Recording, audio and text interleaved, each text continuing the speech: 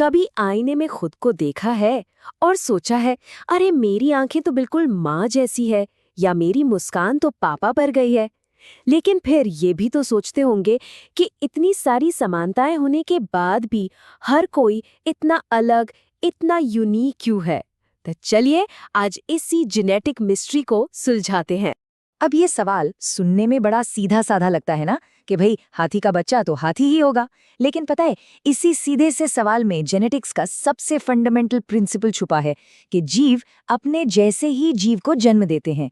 ये नेचर का एक ऐसा नियम है जो सदियों से पीढ़ी दर पीढ़ी चलता आ रहा है।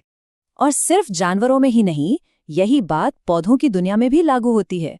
सोचिए, आम का बीज बोएंगे तो क्या मिलेगा? आम का पेड़ ही मिलेगा, सेब का तो नहीं उग सकता। तो ये जो कंटिन्यूटी है, ये जो प्रिडिक्टेबिलिटी है, ये जेनेटिक्स की कहानी का एक इम्पॉर्टेंट हिस्सा है। पर क्या कहानी बस इतनी ही है?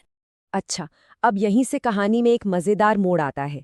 एक ही माँ बाप के बच्चे होने के बावजूद भाई बहन अक्सर कितने अलग होते हैं, है ना? किसी की शक्ल, किसी का स्वभाव, पसंद नापसंद, सब कुछ अलग। तो ये है हमारी पहेली का दूसरा और सच कहूं तो ज्यादा रोमांचक हिस्सा। तो मतलब एक तरफ है सिमिलैरिटीज और दूसरी तरफ है डिफरेंसेस, और इन दोनों को एक साथ समझने के लिए हमें जेनेटिक्स के दो मेन पिलर्स को समझना होगा। तो चलिए सबसे पहले बात करते हैं पहले पिलर की, वंशानुक्रम यानी हेरिडिटी। इसे आप हमारे जेनेटिक एग्जिस्टेंस का एक ब्लूप्रिंट, एक खाका मान सकते हैं। तो ये हेरिडिटी है क्या? आसान शब्दों में ये वो प्रोसेस है जिससे ट्रेट्स यानी कि गुण माता पिता से बच्चों में पास ऑन होते हैं। जैसे किसी के परिवार में आंखों का रंग एक जैसा होता है या बालों का टेक्सचर। ये सब वंशानुक्रम का ही तो कमाल है। एक और तरीके से सोचें तो मान लीजिए ये एक फैमिली की सीक्रेट रेसिपी बुक है जो पीढ़ी दर पीढ़ी चली आ रही है। इसमें वो सारे इंस्ट्रक्शंस लिखे हैं जो हम बनाते हैं। ये एक ऐसा इनविजिबल थ्रेड है जो हमें अपने एंसेस्टर से जोड़ता है और वही फेमिलियर फैमिली ट्रेट्स सामने लाता है। ठीक है, तो अगर हेरिडिटी वो रेसिपी बुक है, तो फिर एक सवाल उठता है, हर बार जब नई पीढ़ी आती है तो उस रेसिपी में थोड़ा बहुत बदलाव क्यों आ जाता है? बस यहीं पर हमारा दूसरा पिलर यानी विविधता या वेरिएशन पिक्चर में आता है। वेरिएशन ही वो वजह है जो भाई बहनों को एक दूसरे से अलग बनाती है। ये हमारे जेनेटिक पूल में डिफरेंसेस क्रिएट करती है, जिससे हर इंसान अपने आप में यूनिक बनता है। ये बिल्कुल वैसा ही है जैसे एक ही रेसिपी बुक का इस्तेमाल करके हर बार थोड़ी अलग डिश बनाना। तो चलिए दोनों को आमने सामने रख के देखते हैं। एक तरफ है हेरिडिटी, जो है सिमिलैरिटी के बारे में, कंटिन्यूटी के बारे में, ये हमारा ब्लूप्रिंट है। और दूसरी तरफ है वेरिएशन, जो डिफरेंसेस पैदा करता है।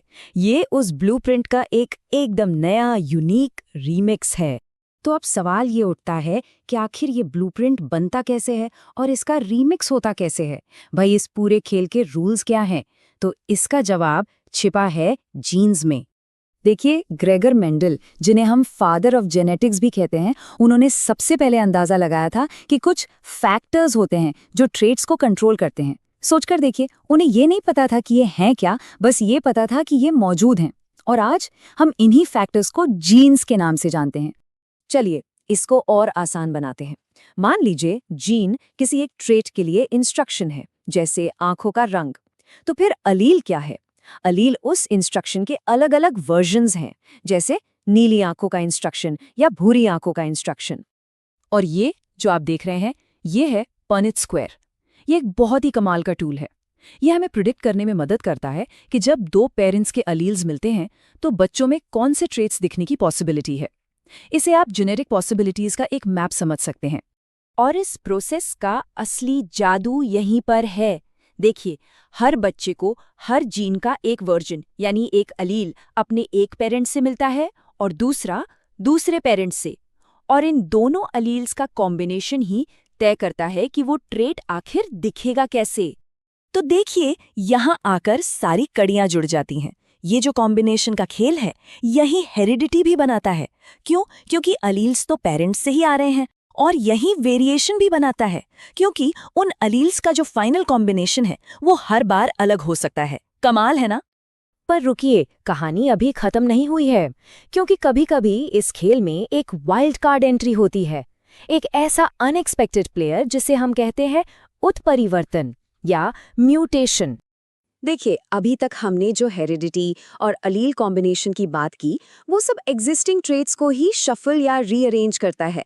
लेकिन म्यूटेशन तो बिल्कुल नए ट्रेट्स बना सकता है, ऐसे ट्रेट्स जो पेरेंट्स में थे ही नहीं। और इसका एक कॉमन टाइप है पॉइंट म्यूटेशन। ये क्या है? हमारे जेनेटिक कोड में सिर्फ एक लेटर का बदल जाना। सुनने में तो ये एक छोटी मोटी टाइपिंग मिस्टेक जैसा लगता है ना? पर इसके जो रिजल्ट्स हैं वो बहुत बड़े हो सकते हैं। इसका एक क्लासिक एग्जाम्पल है सिकल सेल अनीमिया।